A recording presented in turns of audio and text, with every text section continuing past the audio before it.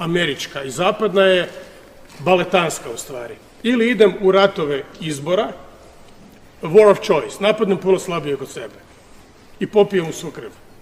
Izubijem ga, uništim u državu i onda se povučem. Ili imam ratove izbora koji su neizbježni. Ovo je bio rat izbora. Ovo je Putinov rat izbora i ovo je američki rat, mislim ovo je američko-ruski rat. Dakle, ovo je bio Putinov rat izbora, donio je takvu odluku nakon dosta godina i ovo je američki rat izbora da se ide preko ukrajinske grbače, ali sa američkim novcem, a i o tom novcu nešto možemo govoriti kao i o europskom novcu. Je li to stvaran novac? Koje su njegove granice? Koliko Europska unija može štampat novca?